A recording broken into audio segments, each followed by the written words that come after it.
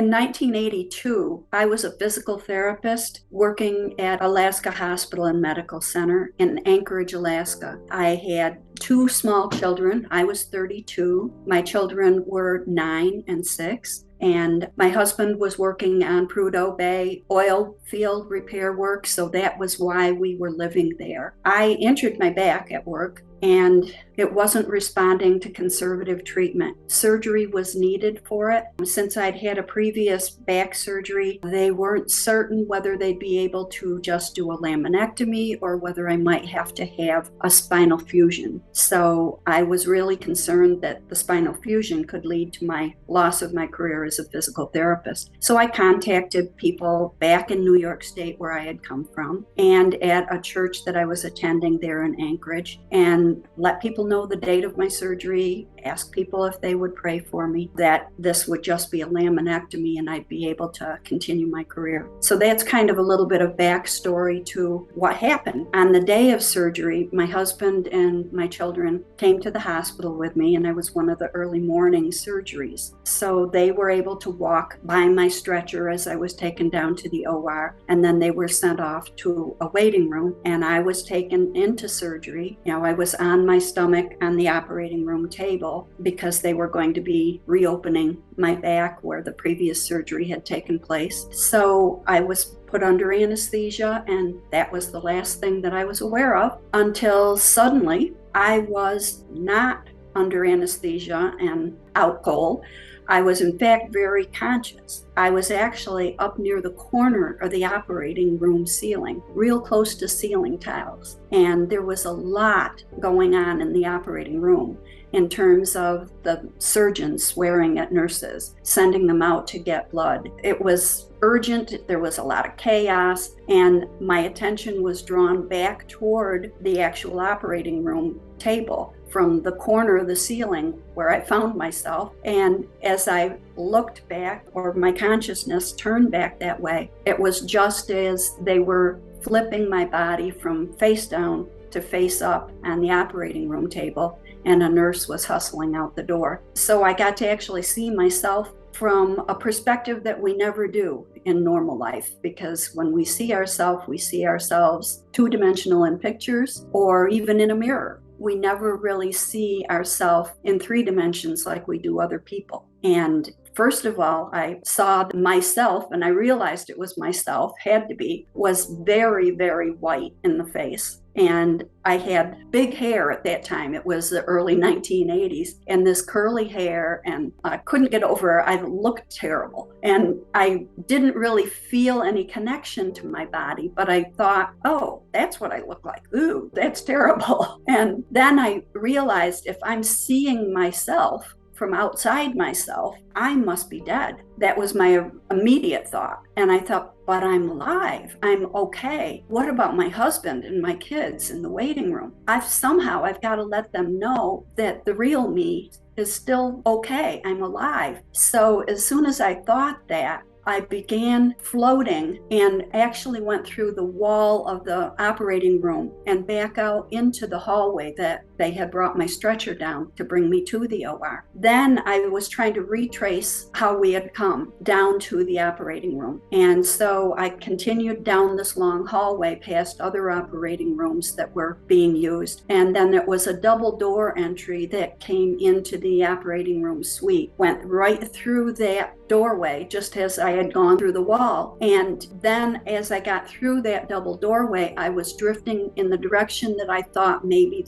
the waiting room was, and was going along when all of a sudden I had this telepathic voice that spoke and said, "Pay attention to this man." And so it drew my attention to the side, and there was in fact a man who was rushing back in the opposite way from the way, toward the way I had just come from. And he was wearing like a jacket and dress pants. And as soon as the voice said to pay attention, nearsighted me, who always wears glasses, was clearly seeing, and not only clearly seeing everything about his facial features and his clothing, but was actually able to kind of zoom in and see his eye color and see real definition to exactly what this person looked like. And then as he rushed past and was going back toward those double doors to the operating room suite, I could hear his own thoughts. I realized I was hearing his thoughts. He was saying, I need to get in there. I have to get in there fast. It was running through his mind. Then I heard the thoughts of another man who was closer to those double doors. And that other man was saying, what does this guy think he's doing? He can't go in there. That's where surgeries are going on. So both of these men's thoughts I was hearing. And when the man I was supposed to pay attention to got up close to the double doors, he paused for a bit. And then it was like electronic doors that opened up before him, and he rushed on through. And once he was through and those doors closed, my first thought was back to the waiting room, my husband and my kids. But suddenly I wasn't able to keep going in the direction that I was thinking I wanted to get to. And instead, it was as though I were being drawn by a force that was lifting me up toward the ceiling and then to the following floor and continuing upward until I actually literally came out the roof of the hospital. And I kept going up and up until I was literally about the height of what a small plane might be flying at. And then the direction I was being pulled changed from upward to lateral. And I was moving really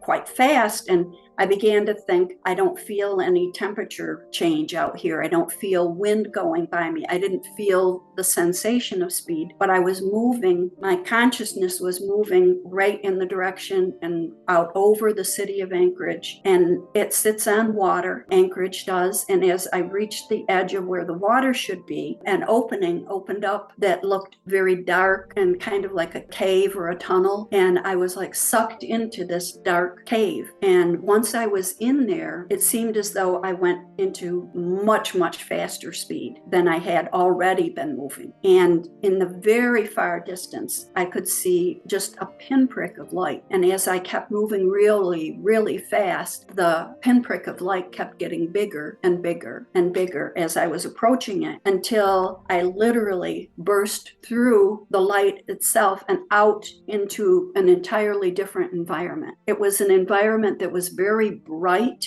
and yet very arid, very different than Anchorage. It was like dry, rocky ground, brown ground. And being a Christian, I thought, well, if I'm dead, I'm going to be going into heaven and Jesus will be there. And that wasn't what I saw at all. I looked down, to see, am I standing on ground? What's happening? And I saw that I did not see any feet, any legs. I felt as though my body was still my body, but it wasn't obviously look like that because I could not see any feet or legs. Then again, a different telepathic voice I heard, and it said, follow me. And it came from my left side. And as I looked over toward my left, there was a man who was climbing up a slope out of this down valley-like area that this must have been. And he was climbing up the slope out of it. And when he said, follow me, I was immediately behind him, about 3 or 4 feet behind him. And so I was looking at him closely from what did he look like? Who was this? And I saw that he had very almost black hair that had been pulled back and tied with a leather tie. And then as far as clothing, he just had a very simple off-white sort of a toga type of clothing with, again, a tie, simple tie around the waist. And it came down to about just past mid-thigh was where the toga left off. And then below his knees, he had crisscrosses of leather across down his calves to leather sandals. And as I took all of this in, I'm thinking, well, that's not how I picture Jesus. And I know this isn't Jesus. I don't know who it is, but that much I know.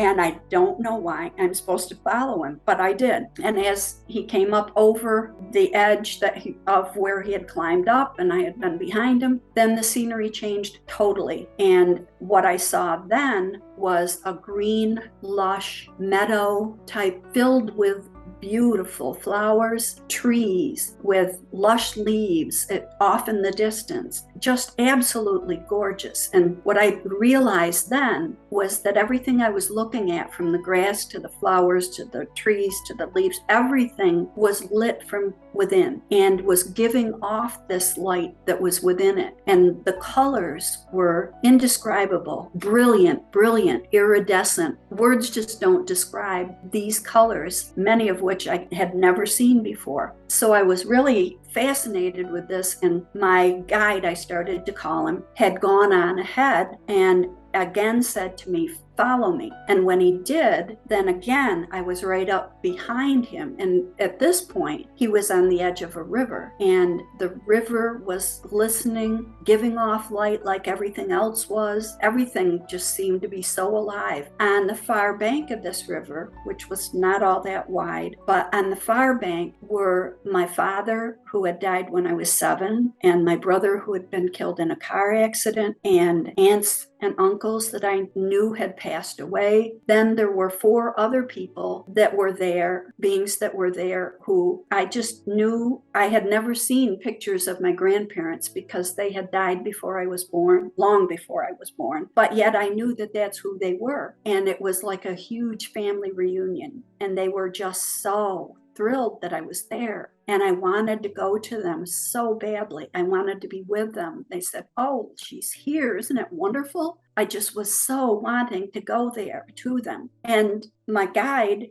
said, "No, we have to go somewhere else first." And all of this movement that I was going through at this time, I was being drawn. It wasn't like I was saying I'm going to go right, and so then I was able to go right. I was drawn where I had to go, and so I had to follow my guide. And he went further down along the bank of the river and around a curve in the river and into a huge opening. And in the center of this opening was an enormous building that was like an alabaster white. It was glowing like everything else, and just glistening white, and looked Roman or Greek or something because of columns and long stairs that went up to like a big entryway door. And I also saw other beings who were there, who some at the foot of the stairs and some coming down, and many more people around, beings around. And again, my guide went directly up to the doors, said, "Follow me." And so I was up and behind him as the doors opened, and we went in to this huge room that was long,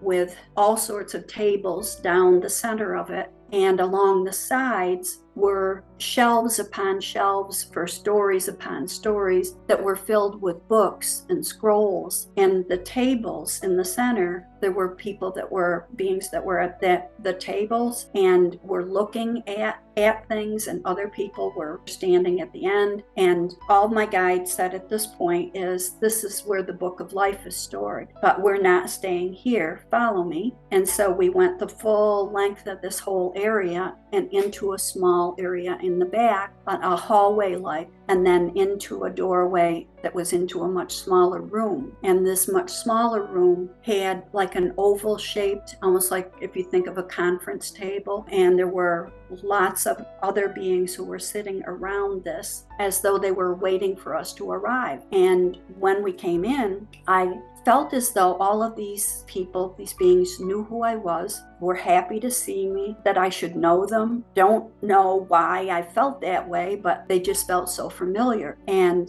that's when my guide said, "We're going to review your life." And as that was said, the middle of this conference table type area was clear, almost like a glass bottom boat, until that was said, at which point it became like a hologram. And up from the center of this, I was able to see all of my life from when I was born through that time when I was 32, and not just see it, but re-experience all these different encounters and things that took place during my life, and also feel what the other people that I was interacting or talking with were feeling at the same time, that as feeling what I was feeling, I was able to feel both at the same time. It was really amazing to see how wonderful some things were in terms of maybe a small kindness that I thought I had done. It was so positive for the other individual that they went on and did more positive things. And I saw this huge ripple effect of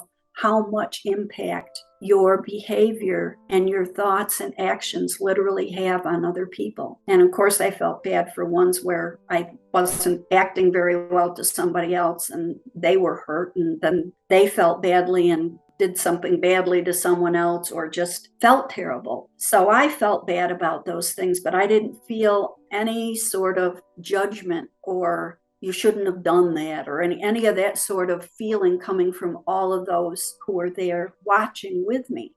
So it was all a learning and a positive and uplifting sort of experience. And then I was told that I could stay if I wanted, or I could choose to go back to my life. But if I was going to go back to my life, there were things that they wanted me to see. And they said, not everything we're going to show you is absolutely for sure going to happen, because other people who are involved here have free will and they can choose not to interact the way currently it looks as though would happen. But some of these things are very certain they will take place if you decide you're going to go back to your life. So I was shown all of this. And then something else happened at this point that I don't know what it was, because there's a gap, there's a jump from being in this room with these group of people to being in a much smaller room with only my guide. I pick up at that point and he's saying, I want to show you what's going on in the hospital waiting room. At that point, I was able to see where my husband and my daughter and son were, and the doctor who had operated on me was in the doorway and was in his surgical garb and talking to my husband, and